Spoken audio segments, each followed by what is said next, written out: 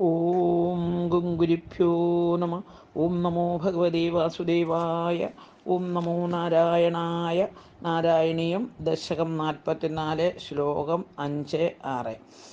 പീതാംബരം കരവിരാജിന ശംഖചക്രകൗമോദഗീ സരസിജം കരുണാസമുദ്രം രാധാസഹായമതിസുന്ദരമന്ദഹാസം വാതാലയേശമനിശം ഹൃദി ഭാവയാമി. ശ്ലോകം. കൃഷീധാതുണകാരാഭ്യാം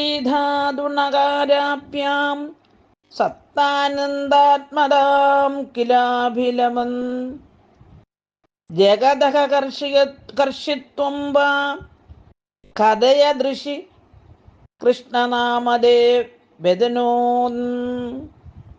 അന്വയം. അർത്ഥം. ഋഷി ഗർഗമുനി കൃഷി ധാതുണകാരാഭ്യാം, കൃഷ് ധാതുവും ന എന്ന അക്ഷരവും കൊണ്ട് സത്താനന്ദാത്മതാം ഉണ്മയെയും ആനന്ദത്തെയും അഭിലഭം ദ്യോതിപ്പിക്കുന്നതും വാ അല്ലെങ്കിൽ ജഗതക കർഷിത്വം യോഗങ്ങളുടെ പാവങ്ങളെ നശിപ്പിക്കുക എന്ന ഭാവത്തെ കഥയൻ ദ്യോതിപ്പിക്കുന്ന കൃഷ്ണനാമ കൃഷ്ണനെന്ന പേര് തേ അങ്ങയ്ക്ക് വേദനോൻ നൽകി. ഹരിവും. സാരം. സത്ത എന്നർത്ഥമുള്ള കൃഷ് ധാതുവും ആനന്ദാർത്ഥമുള്ള നകാരവും ചേർന്ന പരബ്രഹ്മം എന്ന താത്പര്യാർത്ഥം നൽകുന്ന കൃഷ്ണ ശബ്ദമാണ് ഗർഗമുനി ഭഗവാന് നൽകിയത്. ഹരിവും. ഓം ഗുരുഭ്യോ നമ. ഓം നമോ ഭഗവതേ വാസുദേവായ. ഓം നമോ നാരായണായ. ശ്ലോകം 6. അന്യാംശ നാമഭേദാൻ വ്യാകുർവന്നഗ്രജേച്ച രാമാദീൻ അതിമാനുഷാനുഭാവം നിഗതത്വാമപ്രകാശയൻ പിത്രേ. അന്വയമർത്ഥം.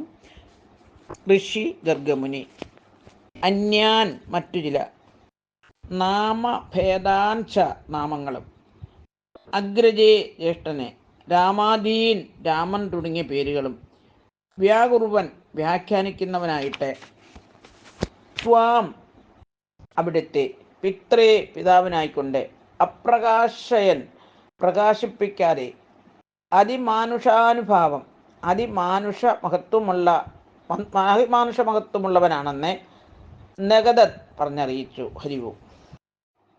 സാരം. കൃഷ്ണൻ്റെ നാമങ്ങൾ പലതുള്ളതെല്ലാം അതുപോലെ ജ്യേഷ്ഠൻ്റെ ബലൻ, രാമൻ തുടങ്ങിയ പേരുകളും വ്യാഖ്യാനിച്ചിട്ട് ഭഗവാൻ വിഷ്ണുവാണെന്നറിയിക്കാതെ അദ്ദേഹത്തിൻ്റെ അതിമാനുഷത്വം മാത്രം പിതാവിനോട് പറഞ്ഞു. ഹരിവും.